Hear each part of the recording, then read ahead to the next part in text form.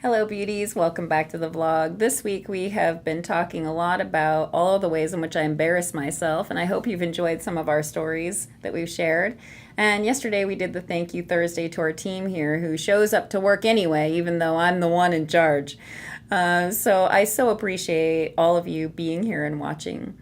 Today I'll share one other set of stories with you, and that is about myself, and that is that I'm someone that does not believe people when they tell me something that I think is ridiculous. And I'll actually start laughing and walk away and then find out much later that it was true. So an example of this in our office was that someone here was telling me that egg timers came in the shape of an egg. And I started laughing. I don't know what it was about that day, but I just couldn't stop laughing. I was like, no, you can't. Why would you're not going to literally shape a timer as an egg? That doesn't make any sense. Why would you do that? They explained it to me, and I started laughing. I don't know. I was like really did not believe it. So they were laughing. They sent me links to prove it and all the different shapes of timers. And I said, well, why wouldn't you just use a timer on your phone? Like, who uses a timer, you know? And this is what I do sometimes, is that I'll dismiss something. I'll be so skeptical of it and think that's so ridiculous it can't exist and dismiss it. I'm sure none of you ever do that ever, but I do this all the time. And so I just thought it was so funny, and I didn't think anything else of it. And then at Christmas, in my stocking that year, Santa brought me a red egg-shaped timer that now sits in my kitchen at home with this annoying little tick, tick, tick, tick, tick, tick, tick, tick, tick, ding that goes off. And my husband and my children think it's so hilarious that I didn't believe that an egg timer shaped like an egg existed, that they'll just set it off for fun just to annoy me and have it on the counter. And I'll come in the house and I'll be like, I can hear the thing ticking. Where's the ticking? And they'll hide it. It's not even in the kitchen anymore. I don't know where it is, just to mess with me.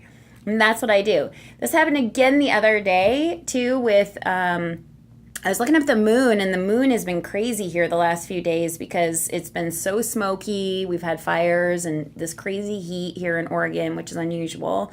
And so the moon has just been these, like, really deep colors of yellow, and it's been beautiful.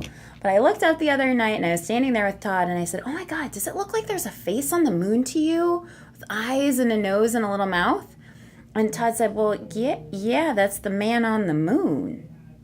As if, like, how do you not know that? That's been hundreds of years of, what is wrong with you? And I said, no, there's no man on them. What are you talking about? He said, where do you think the phrase came from? For man on the moon. You can see a face on the moon. That's where it came from. I said, I just don't, you gotta be kidding me. No, I thought it was just people just being kind of figurative.